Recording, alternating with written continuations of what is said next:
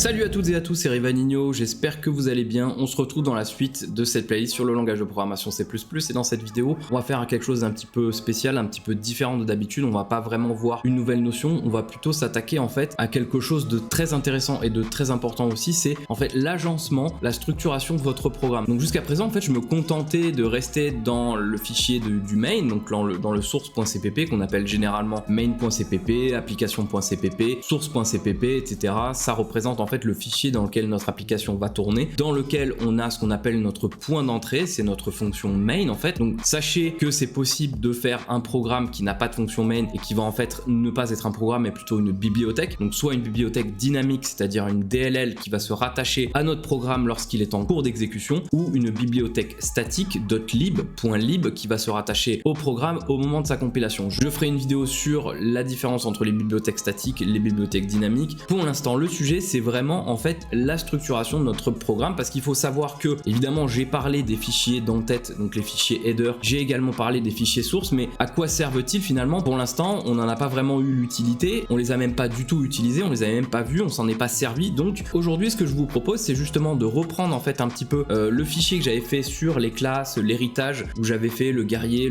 def, le magicien, etc. et en fait de reproduire ce programme, en fait de réécrire ce programme de manière propre en respectant l'emplacement de la déclaration des classes, de la déclaration des fonctions, et en respectant également l'emplacement de la définition des classes, des fonctions, etc. Donc en fait la manière dont il faut le faire lorsqu'on veut programmer proprement et qu'on veut en fait répondre, si vous voulez, à la norme et à la façon de développer, de programmer en C++. Parce que évidemment c'est pas faux de mettre les déclarations et les définitions de ces classes, de ces fonctions, de créer des objets, donc des variables globales, etc. tout ça dans le même fichier, mais c'est pas recommandé parce que vous allez avoir un fichier qui va être énorme, vous allez devoir à chaque fois vous balader à l'intérieur de votre fichier pour retrouver ce que vous cherchez, et puis bon bah voilà, c'est pas très clair, hein. Vous allez avoir les définitions, les déclarations, des fonctions, des classes au même endroit, donc tout ça c'est pas très ordonné. Donc aujourd'hui je vous propose qu'on restructure en fait un fichier, un code qu'on a déjà fait, qu'on le réagence, qu'on le réordonne pour que ce soit propre, pour que ça réponde en fait aux critères de développement, enfin la manière de développer, à la manière de programmer en C++.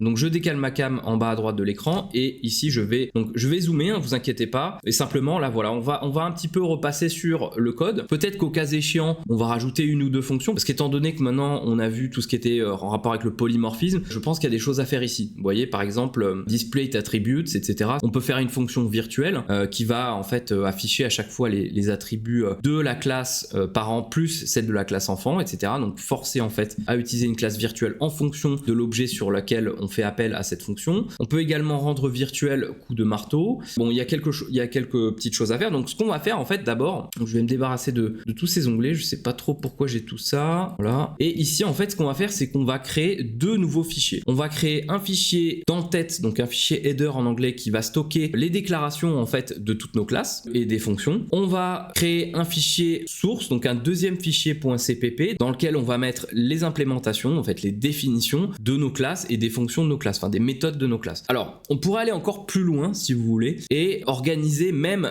nos répertoires. Donc je vais pas le faire ici, je le ferai je pense dans la vidéo en rapport avec les bibliothèques statiques pardon, et les bibliothèques dynamiques. Je pense que ça sera plus pertinent. Là ici on va simplement s'occuper du code, on va pas s'occuper des répertoires et de l'emplacement de nos fichiers eux-mêmes, on va vraiment s'occuper du code. Je pense que déjà ça sera une grosse vidéo, une grosse partie de vidéo, je veux pas trop l'encombrer, donc on va uniquement se pencher là-dessus. Donc ici dans fichier source, je vais faire un clic droit et je vais faire ajouter un nouvel élément. Donc ça on l'a déjà vu hein, bien évidemment. Ici on va prendre fichier d'entête, et comment est-ce qu'on va l'appeler ce fichier d'entête? Eh bien on va l'appeler, je pense, personnage, pour qu'il soit en rapport avec les différentes classes qui sont déclarées et qui sont définies ici. Donc il faut savoir que dans notre personnage, on pourrait faire un fichier header pour le personnage, on pourrait faire un fichier header pour le guerrier, on pourrait faire un fichier header pour le guerrier def. Bon, sachez que c'est possible, peut-être que dans le futur je vous montrerai aussi qu'on peut faire comme ça. Là on va pas s'embêter, là c'est juste pour le principe de séparer les déclarations et les définitions. Ce que je vais me contenter de faire c'est créer un fichier header personnage et je vais mettre en fait toutes les classes dedans. Je vais mettre toutes les déclarations de personnages, de guerrier def. Donc j'ajoute comme ceci, voilà. Donc ici ce qu'on va faire c'est qu'on va en fait se séparer de l'include IOStream dans le source.cpp et on va le mettre en fait dans le header personnage.h ici. Donc peu importe, vous pouvez le mettre avant ou après pragma once. Je vous rappelle que pragma once c'est une sorte de checking, une vérification pour que en fait le compilateur et l'éditeur de liens n'incluent ce fichier qu'une seule fois au moment de la compilation et de l'édition des liens, pour pas en fait fait qu'il y ait une copie de code, parce que je vous rappelle qu'en fait un include c'est ni plus ni moins qu'une copie du contenu du fichier qu'on include dans le fichier dans lequel on travaille. Donc là en fait include IOStream ça veut ni plus ni moins dire qu'on copie tout le contenu d'IOStream dans notre fichier personnage.h. Donc ici ce qu'on va faire c'est qu'on va déclarer les classes et les fonctions des classes. En fait si vous voulez on va même plus que déclarer les classes, on va définir les classes mais on va pas définir les méthodes des classes. Donc ce que ça veut dire c'est qu'on va faire comme ceci, donc on va commencer par classe personnage et ici on va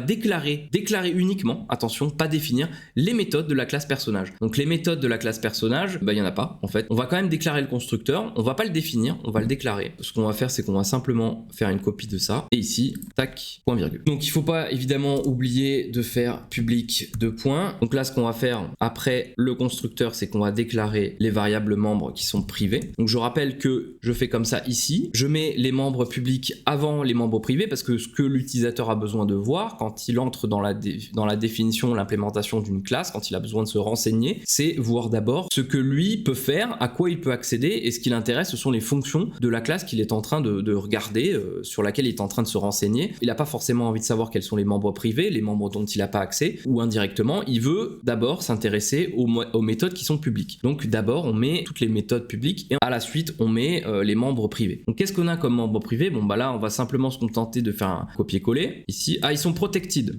autant pour moi. Bon bah écoutez on va mettre protected, ouais parce que j'en ai eu besoin pour les autres classes, effectivement. Voilà comme ceci. Donc maintenant on en a fini avec la classe personnage. Alors non vous savez quoi, ce qu'on va faire c'est qu'on va déclarer une petite fonction. On va déclarer une petite fonction dans la classe personnage. Qu'est-ce qu'elle va faire cette fonction? Ça va être une fonction d'attaque. Et en fait c'est là que ça va être intéressant parce qu'elle va être virtuelle. On va la déclarer comme virtuelle et on va faire en sorte que les classes enfants, donc c'est-à-dire la classe guerrier et la classe guerrier def, aient elles-mêmes en fait leur propre implémentation de cette classe attaque. Par exemple, un guerrier, il va avoir une attaque au corps à corps et un guerrier def, ça va être peut-être encore plus spécifique, c'est-à-dire qu'il va avoir une attaque au corps à corps et il va par exemple ne pouvoir utiliser qu'une épée courte, donc il va avoir une attaque épée courte. En fait, donc on a la méthode générale qui est attaque, on a la méthode un peu plus spécialisée pour le guerrier qui est attaque au corps à corps et on a l'attaque encore plus spécialisée pour le guerrier def qui va être l'attaque avec une épée courte. Donc ce qu'on va faire, on va pas nommer les trois fonctions différemment, ce qu'on veut c'est vraiment faire une fonction virtuelle qui va être différente en fonction de la classe. On va faire void attaque comme ceci, on va mettre une majuscule à attaque, void attaque et ici ce qu'on veut c'est cibler un autre personnage, donc personnage référence, on va mettre other, méthode virtuelle hein, évidemment. Donc là vous voyez qu'on a un petit warning, en fait non c'est même pas un warning, c'est juste un message d'avertissement qui nous prévient que la définition pour la fonction attaque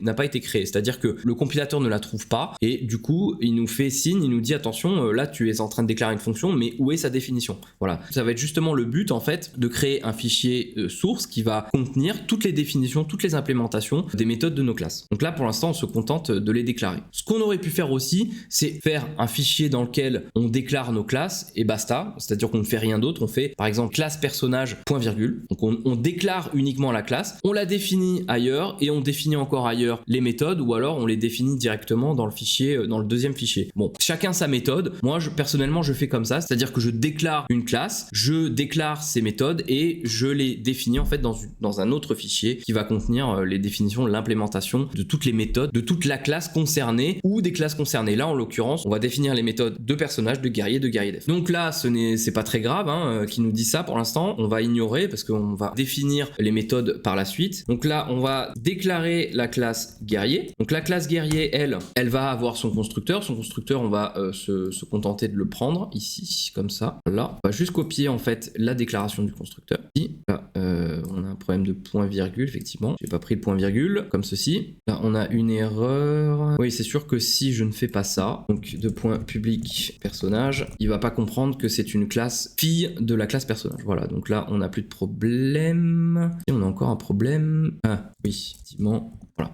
Là c'est mieux. Ok, donc maintenant ce qu'on a, c'est une définition de la fonction évidemment virtuelle attaque qu'on va noter comme override, hein. Donc on va reprendre tout ça, hop, et Ensuite, j'ai oublié de mettre public, ceci, voilà. Ensuite, on a, je pense, les membres privés, à moins qu'on ait oublié une fonction. Coup de marteau, bon, celle-là, on va la retirer, parce que ça va faire maintenant partie de la fonction de la méthode attaque, qu'on a rendue virtuelle, et pour laquelle, du coup, on va implémenter des actions, une logique différente en fonction de la classe. Display attributes, ah oui, ça c'est intéressant. Alors, display attributes, ce qu'on peut faire, c'est la même chose ici, en fait, c'est qu'on va faire une fonction virtuelle, donc virtual void display attributes, on prend pas de paramètres et on fait point virgule. Donc là, je vous rappelle que la fonction display attributes, elle affiche à l'écran, enfin dans la fenêtre de débogage, toutes les variables membres privées de la classe. Donc là, effectivement, m_force, pdv, vitesse dep, tout ça, ce sont des variables en fait qui sont propres. Donc déjà, d'une part, la classe personnage, point de vie, la vitesse dep et le level, et la force qui est propre à la classe guerrier. Donc pour l'instant, on va pas implémenter la fonction, donc on va se contenter de la laisser comme ça. Et ici, bien évidemment, on a la même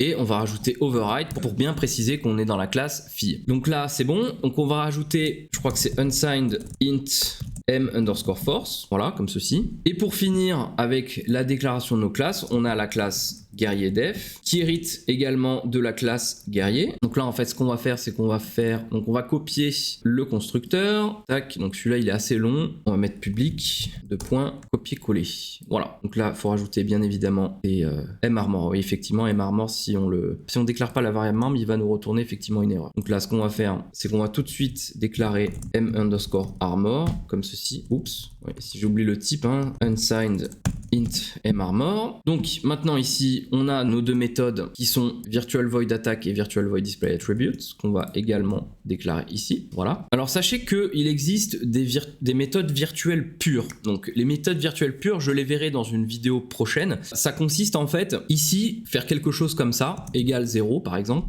Donc ça c'est devenu maintenant une fonction virtuelle, enfin une méthode virtuelle pure. Et ce que ça veut dire ça, de l'initialiser à 0 comme ça dans la classe mère, c'est en fait on dit au compilateur, on oblige les classes qui héritent de la classe personnage, en l'occurrence ici, à avoir une implémentation de la fonction display attribute. C'est-à-dire que lorsqu'on ne le fait pas, lorsqu'on fait comme ceci, on a une classe, on a une méthode pardon qui est uniquement virtuelle, mais nous ne sommes pas obligés d'implémenter une définition dans les classes enfants. C'est-à-dire que si on n'implémente pas de définition dans les classes enfants, elles vont aller simplement taper, si je puis dire, sur la classe parent et prendre la définition de la méthode display attribute. Et lorsqu'en fait on appellera la méthode display attribute depuis par exemple la classe guerrier, si dans la classe guerrier on n'a pas fait d'override de la fonction display attribute, eh bien l'objet guerrier se contentera d'exécuter la fonction de sa classe parent. Alors que si on la rend pure, on force en fait la classe guerrier et par extension la classe guerrier def aussi à avoir sa propre définition, c'est-à-dire qu'on est obligé d'avoir une implémentation pour cette méthode display attribute si elle est virtuelle et pure. Voilà, donc on verra ça dans une vidéo future. Je pense que j'aborderai ce sujet dans la vidéo sur les interfaces et les classes abstraites. Pour l'instant, on va se contenter de continuer sur ce sujet-là. Donc, parenthèse fermée. Ici, qu'est-ce qu'on a d'autre? Eh bien, je pense qu'on a terminé en termes de fonctionnalités, de fonctions, etc. Effectivement, ouais, ok. Donc là, on a terminé de déclarer nos classes et nos méthodes de classe dans notre fichier header. Donc maintenant, évidemment, on a plein de petits messages, hein. Vous voyez que là, on a la définition de fonction pour attaque est introuvable. Ici, on a la variable guerrier m_force n'est pas initialisée. Initialisez toujours une variable membre. Alors effectivement, ça, c'est un message qui est plutôt pertinent parce que lorsqu'on fait de la programmation orientée objet, et en particulier du C++,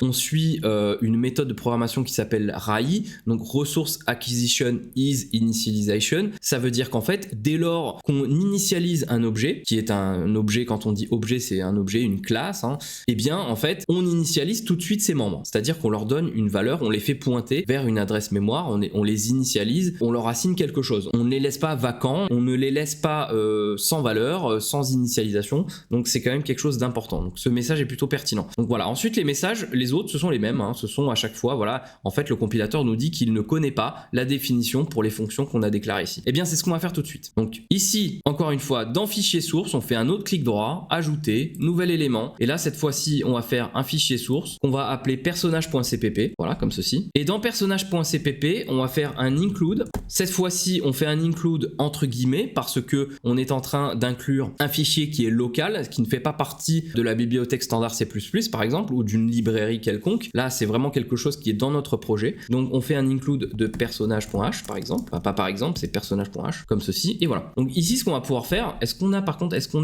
oui, on a inclus IOStream effectivement dans notre fichier personnage.h, donc tout va bien. Maintenant, ce qu'on va faire, et c'est là que ça devient intéressant, on va définir les méthodes de nos classes. Donc, on n'a pas besoin de redéfinir nos classes. On a juste besoin de définir les méthodes de nos classes. Ce qu'on va faire, la première chose qu'on va faire, c'est définir les fonctions de la classe personnage. Donc, qu'est-ce qu'il y a dans la classe personnage? Il y a le constructeur, il y a la fonction displayAttributes et il y a la fonction attaque. On va commencer par le constructeur. Donc, il faut savoir que lorsqu'on veut définir la méthode d'une classe en étant à l'extérieur de cette classe, il faut toujours précéder le nom de la méthode par le nom de la classe, comme si en fait on manipulait un espace de nom. Je vais vous montrer un exemple tout de suite. Pour manipuler ce qui se trouve dans la classe personnage, il faut faire personnage : et là vous voyez qu'on est dans la même situation en fait qu'un espace de nom. C'est-à-dire que là on voit tous les membres, qui soient d'ailleurs publics ou privés. Regardez, si je vais...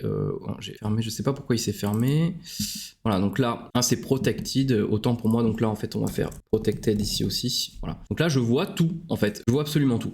Donc ce qu'on va commencer à faire, c'est tout simplement définir le constructeur, et pour ce faire, je vais donc prendre dans mon programme la définition pour le constructeur. Donc en fait, je vais pas m'embêter, je vais faire ça. Je vais prendre tout ceci jusque là, voilà, tac, comme ça, et voilà. Donc là, j'ai défini le constructeur pour la classe personnage. Donc comme vous pouvez voir, j'ai tapé tout d'abord le nom de la classe personnage, deux points, comme si on était dans un espace de nom. Donc j'ai en fait utilisé l'opérateur de portée pour accéder aux membres, aux variables et aux fonctions de la classe personnage, et j'ai défini ici le constructeur pour la classe personnage. Donc là, comme vous pouvez le voir, on a la liste d'initialisation et on a le corps du constructeur.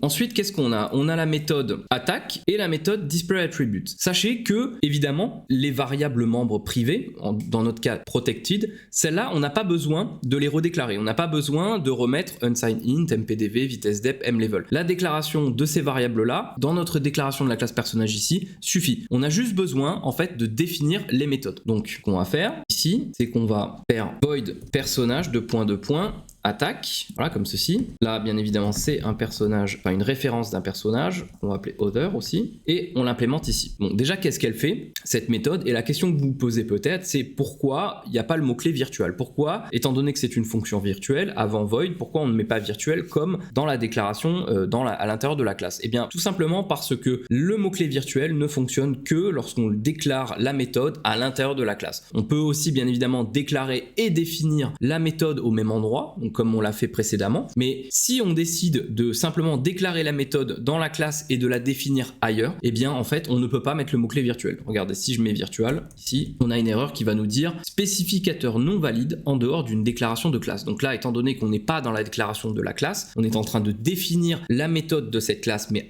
en étant à l'extérieur de la classe, eh bien on ne doit pas le mettre. Voilà, donc maintenant revenons à nos moutons. Qu'est-ce que fait cette méthode? Eh bien cette méthode, tout simplement, elle va enlever de la vie au personnage qu'on attaque. On ne va pas faire quelque chose de compliqué, on ne va pas prendre en compte si le personnage a de l'armure, si le personnage a de l'esquive, etc. On va simplement enlever de la vie au personnage qu'on attaque. Donc on fait other.mpdv = 10 par exemple. Voilà. Donc là, on a implémenté une définition pour la méthode attaque de la classe personnage. Maintenant, displayAttributes. On va faire la même chose. Void personnage, encore une fois. N'oubliez pas de préciser, bien évidemment, comme si c'était un espace de nom, la méthode de la classe que vous souhaitez modifier, implémenter, définir. Là, c'est important, il faut toujours préciser. Quand on passera à guerrier, il faudra remplacer personnage par guerrier. Quand on passera à guerrier def, il faudra remplacer guerrier par guerrier def. Vous avez compris le principe. Donc là, on a displayAttributes. Et qu'est-ce que fait displayAttributes? Eh bien, displayAttributes, il va simplement faire un std-cout de, donc, on peut faire this mlevel, on va mettre un petit espace, où on va faire par exemple un slash, quelque chose dans le genre, voilà, slash,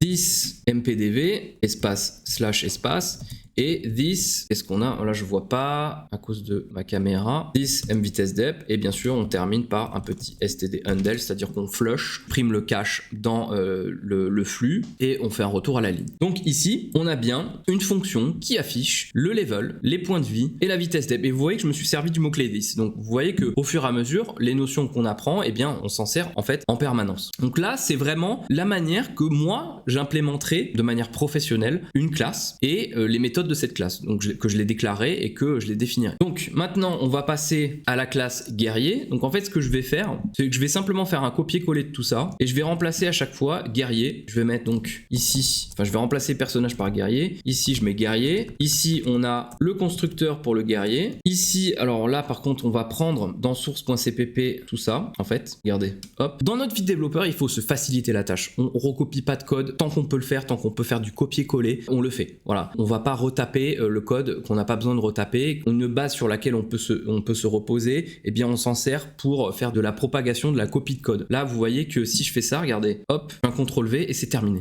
Voilà, donc là on a une petite erreur. Pourquoi? Bah non, on n'a plus d'erreur, hein. C'était une erreur de l'IntelliSense qui était une erreur précédente. Là on n'a plus d'erreur. Maintenant, ici on remplace guerrier. Néanmoins maintenant, il faut implémenter autre chose. Vous voyez ici qu'on a une petite erreur, mais c'est là qu'est effectivement la complexité de C++ commence à rentrer en jeu, parce qu'on essaie de faire des choses et au final on est confronté en fait à de plus en plus d'erreurs. Et là en fait cette erreur effectivement elle va nous dire que depuis une classe dérivée on ne peut pas accéder aux membres d'une classe parent. Donc ce qu'il faut faire en fait c'est un setter. Voilà, donc on va faire un setter dans la classe personnage. Donc je voulais pas tout faire d'un coup parce que vous auriez peut-être pas compris pourquoi il fait ça tout de suite, etc. Donc au fil de l'eau, en fonction des erreurs qu'on rencontre ou des impossibilités qu'on a, des choses auxquelles on est confronté, et bien en fait on adapte notre code et c'est toujours comme ça que ça marche. On adapte en permanence notre code aux erreurs, aux problèmes, aux difficultés qu'on rencontre en fait. On adapte notre code pour qu'il puisse faire quelque chose et quand quelque chose n'est pas faisable, et bien on essaie de trouver une solution de contournement, on essaie de trouver une manière d'atteindre l'objectif qu'on s'est fixé. Donc là par exemple, et bien il nous dit effectivement membre personnage déclaré à N10 machin etc.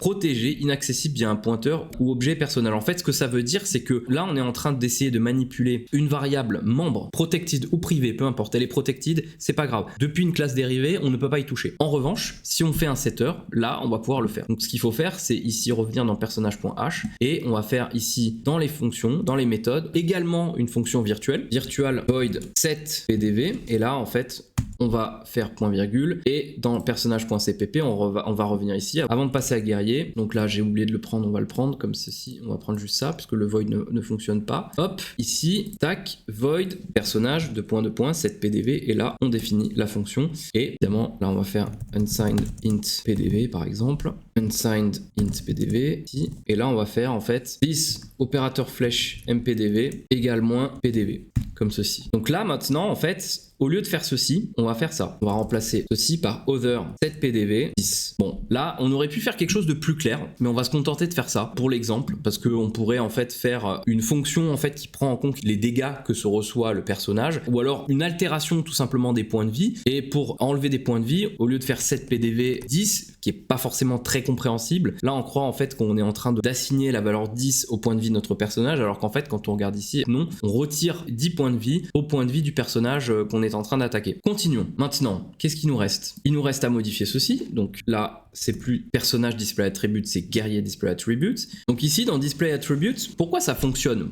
le fait d'aller chercher des variables de la classe parent? Eh bien parce que là, on est en train d'afficher les éléments, les données membres de la classe guerrier, de notre objet guerrier. Ici, regardez, on a passé un personnage par référence. Donc lorsqu'on touche aux variables membres de other, on touche aux variables membres d'un personnage et pas d'un guerrier, parce que c'est plus général. Un guerrier, évidemment, il va pas faire des dégâts uniquement à un autre guerrier. Il va être en mesure de faire des dégâts à n'importe quel type de personnage. C'est pour ça qu'on prend une référence vers un personnage comme argument. On va pas prendre une référence vers un autre guerrier. Ça voudrait dire que le guerrier n'est capable d'attaquer qu'un autre guerrier. Personne d'autre. Juste un guerrier ou un guerrier def. Parce que, évidemment, les classes enfants, elles héritent de la classe parent et on peut très bien aussi attaquer une classe enfant en attaquant la classe parent. Mais pas l'inverse. C'est plus compliqué de manipuler une classe parent depuis une classe dérivée, si vous voulez. Donc, il faut passer par des setters ou des getters de la classe parent. Donc ici, display attribute, qu'est-ce qu'on va rajouter? Eh bien, on va rajouter quelque chose comme ça. Alors attendez, je vais copier ceci. Voilà, je vais le copier là. Et en fait, on va afficher, bon, là j'en ai copié deux, on va afficher m_force puisque c'est un attribut, c'est une variable membre qui a été ajoutée dans la classe guerrier qui n'existe pas dans la classe personnage. Donc on va l'afficher en plus. Et on va également implémenter la fonction virtuelle qu'on avait implémentée, setPDV. Donc ici, on va tout simplement la copier comme ça. Là, c'est plus un personnage, bien évidemment, c'est un guerrier, setPDV. Alors pourquoi j'ai une erreur? setPDV, tac, elle n'est pas déclarée. On va la déclarer ici, comme ceci, hop, override, point virgule. Évidemment, c'est une fonction de type void. Si j'oublie de mettre toutes ces choses, voilà. Donc là, on va mieux s'en sortir, hein. Vous inquiétez pas. Donc là, personnage.cpp. Donc là, on est bon. Ok, maintenant, on a fini avec les implémentations et de la classe personnage et de la classe guerrier. Maintenant, la dernière partie, c'est la partie guerrier def. Donc en fait, ce qu'on va faire, c'est tout simplement copier tout ça ici, à la suite. Et bien évidemment, ici, on va mettre guerrier def à la place. On va aller prendre la définition pour le constructeur du guerrier def. Donc on va prendre tout ça. On va copier tout ça ici. Voilà, comme ceci. Évidemment, c'est un guerrier def. Donc là, c'est bon. Ensuite, guerrier def. Donc, alors ce qu'on pourrait faire, parce qu'on n'a pas implémenté autre chose pour l'attaque du guerrier. Alors, ce qu'on peut faire pour modifier un petit peu la méthode setPDV pour qu'elle soit en fait propre à la classe guerrier et qu'elle prenne en compte par exemple la force, c'est on peut faire les points de vie moins PDV fois par exemple 10 force. Alors, je vais vous expliquer ce qu'on fait ici en fait. Ce qu'on fait ici, c'est que on multiplie les dégâts qu'on inflige par notre indice de force. C'est-à-dire que par exemple, si on fait un dégât de base de 10, lorsqu'on a par exemple 5 en force, et bien au lieu de faire des dégâts de 10, on va faire des dégâts de 5 fois 10, donc les dégâts fois l'indice de force, et donc on va faire des dégâts de 50. Donc c'est un peu exagéré, hein. Évidemment la force en général dans les jeux vidéo, ça augmente que de quelques pourcentages les dégâts infligés. Bon là c'est exagéré, mais c'est pour l'exemple, hein. Vraiment on s'en fiche, c'est pour que vous voyez un petit peu comment on peut implémenter des différences sur des fonctions virtuelles, comment on peut les implémenter différemment en prenant en compte d'autres paramètres finalement. Voilà, ici on va continuer sur attaque. Alors non, autant pour moi. En fait, on va pas modifier l'attaque dans setPDV. On va la modifier dans attaque plutôt. Donc attaque ici, ce qu'on va faire, c'est qu'on va faire 10 force x 10. Donc en fait là, ici,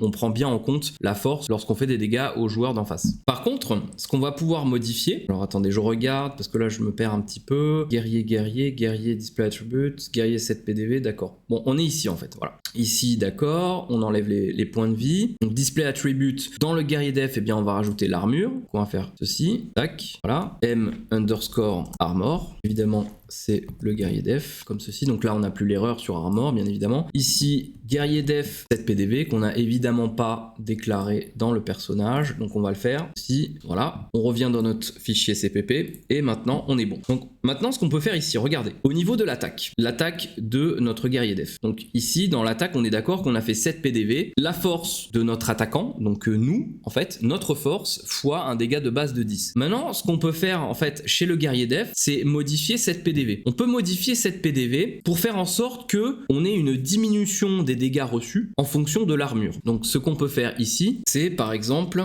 PDV divisé par m_armor. Donc là en fait ce que ça veut dire, c'est que les points de vie qu'on nous enlève, donc je rappelle que lorsqu'on passe dans l'attaque, hein, on passe ici, donc là ce que j'ai oublié de faire, c'est de faire la même chose en fait pour le guerrier def au niveau de l'attaque. L'attaque elle est là, voilà, comme ceci. Donc ici, si par exemple le personnage qui attaque, imaginons qu'il ait 5 de force, il va faire 50 de dégâts. On passe donc la valeur de 50 dans la méthode setPDV. Ici, on a 50 qui passe. Et en fait, ce qu'on fait en fonction de l'armure, si par exemple notre joueur, il a une valeur d'armure de 5, eh bien le 50, on va le diviser par 5, d'accord? Et en le divisant par 5, on retourne à 10. Donc en fait, si l'attaquant a 5 de force, mais que le défenseur a 5 de défense, enfin 5 de M-armor, 5 d'armure, eh bien en fait, c'est comme si il y avait une neutralisation des dégâts. C'est-à-dire que le bonus de force est neutralisé par le bonus d'armure. Voilà, donc c'est un exemple. Vous voyez que ici, je gère en fait l'armure dans setPDV et ici, je gère la force dans l'attaque. Donc après, ça c'est voilà, c'est une implémentation qui est tout à fait arbitraire, hein. Là,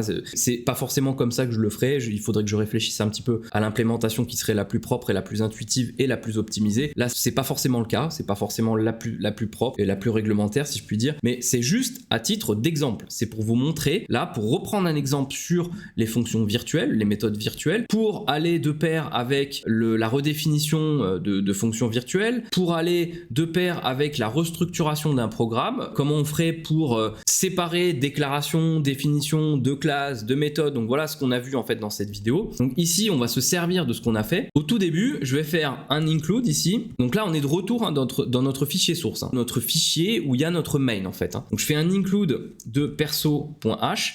je n'inclus pas personnage.cpp. Pourquoi? Parce que c'est très déconseillé de faire des includes de fichiers sources dans des fichiers sources, même dans des fichiers header d'ailleurs. Ça sera plus clair en fait lorsque je vous montrerai comment on fait une compilation en ligne de commande, mais lorsqu'on fait une compilation en ligne de commande, en fait, il faut dans les arguments saisir tous les fichiers sources qu'on veut lier à notre programme. Donc de toute façon, au moment de la compilation, le compilateur va comprendre que les définitions, l'implémentation des fonctions, des classes, des méthodes, etc. de la classe personnage, elles se trouvent dans le fichier personnage.cpp. Donc ça, le compilateur, il va le comprendre. Le problème, si vous voulez, quand on inclut des fichiers sources, c'est les problèmes de redéfinition. Les problèmes de redéfinition, si vous commencez à faire des inclusions dans des inclusions, des fichiers sources dans des fichiers header, etc., vous allez avoir des redéfinitions de fonctions, des redéfinitions de signatures, des signatures qui se trouvent à plusieurs endroits à la fois, vous allez avoir des erreurs de link qui sont parfois totalement imbitables, elles sont incompréhensibles, vous allez voir, je ferai un petit test d'erreur de link, d'ailleurs je peux en faire un tout de suite, par exemple si je fais un include de personnage.cpp, là si je lance le programme, bon là il va falloir que je supprime toutes les classes ici parce que on les a déclarées ailleurs, tac, voilà, comme ceci, bon là évidemment je vais me séparer de tout ça et je vais lancer le debugging. Donc là, non là c'est des erreurs de compilation, mais on pourrait faire par exemple une erreur de link cyclique dans personnage.h, par exemple je pourrais inclure personnage.h et là il va y avoir un gros problème. Il va y avoir un problème de link. Donc bon, on a des problèmes de compilation avant. Là, c'est des problèmes qui sont liés avec ce que j'ai fait tout à l'heure. Donc ici, j'ai fait une petite erreur dans le fichier header dans lequel il y a les déclarations de toutes nos méthodes et de nos classes. En fait, ici, il faut pas faire d'implémentation du tout. Il faut tout de suite mettre un point virgule. Pareil ici, je mets un point virgule et le reste, je l'enlève. Parce qu'en fait, tout ça, ça se fait dans le fichier dans lequel j'ai fait les déclarations. Donc ici, personnage.cpp. Vous voyez, ici, on a les corps en fait du constructeur personnage. On a le corps du constructeur guerrier, on a le corps du constructeur guerrier def. Et maintenant, du coup, si j'essaie de générer la solution, donc là, en fait, on compile, c'est tout ce qu'on fait, on compile, mais on lance pas le debugging. Là, ça a généré, et du coup, si je lance le debugging, ça marche aussi. Vous voyez qu'il n'y a plus d'erreur.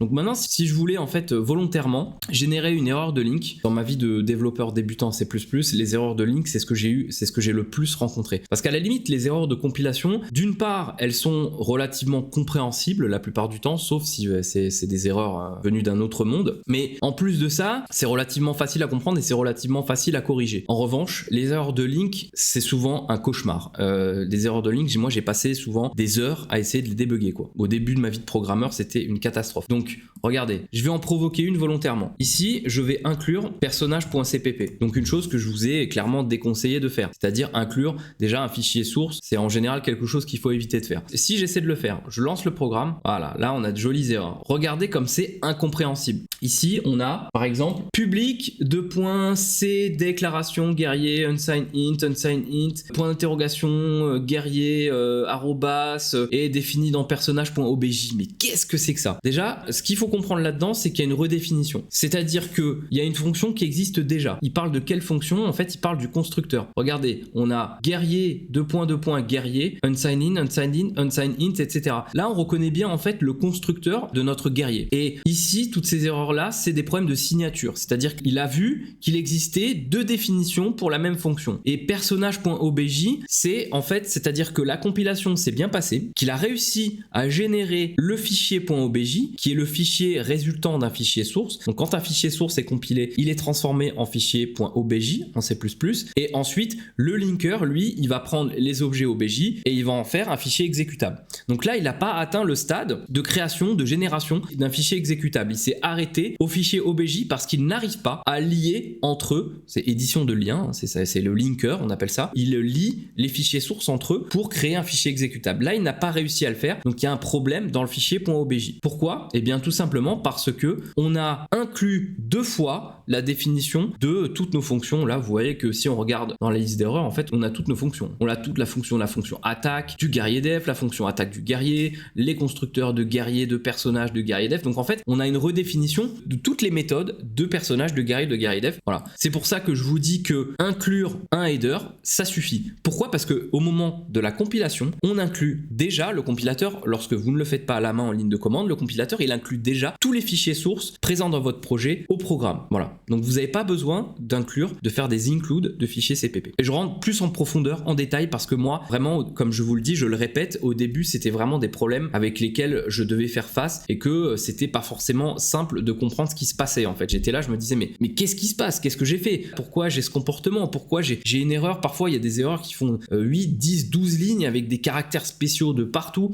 C'est incompréhensible. Et justement, pour éviter ça, c'est pour ça que j'appuie vraiment sur ce point et que je vous montre des exemples pratiques de ce qui se passe lorsqu'on le fait. Donc ici, évidemment, pour terminer cette vidéo, on va donc déclarer et se servir d'un objet, par exemple personnage. Donc personnage perso1. Là, qu'est-ce qu'on a comme argument? Eh bien, allons voir personnage.cpp. Donc on a effectivement les points de vie, la vitesse et le level. Donc on va mettre quelque chose d'arbitraire, on va mettre 10,5,1 et ici on va faire perso1.displayAttributes et on va déjà voir en fait si notre programme répond, si notre programme se comporte comme on veut qu'il se comporte. Donc là, si je lance le programme, effectivement notre programme se comporte comme on veut qu'il se comporte. C'est-à-dire que là, on a notre constructeur personnalisé qui est appelé puisque on a entré des arguments, donc pour les points de vie, pour la vitesse et pour le niveau, et la fonction displayAttributes se comporte évidemment comme convenu, c'est-à-dire qu'elle affiche, je sais plus dans quel ordre, mais level, point de vie et vitesse de déplacement, et tout ça séparé d'un espace, d'un slash et d'un espace. Voilà, donc on en a fini, on va s'arrêter là. Je pense que ça fait beaucoup de choses à digérer, je pense que cette vidéo va être assez longue, je verrai ensuite au montage combien de temps elle dure. Si jamais elle est un peu trop longue, je la réduirai, mais je pense que de toute façon, toutes les choses que j'ai couvertes dans cette vidéo sont importantes, pertinentes, et vraiment c'est des choses qu'il faut que vous sachiez et que vous sachiez faire. Si vous avez des questions comme d'habitude, n'hésitez pas à les poser dans les commentaires. Peut-être que là vous en aurez plus que d'habitude parce que j'ai quand même attaqué une partie un petit peu plus pratique de la programmation orientée objet et de C++.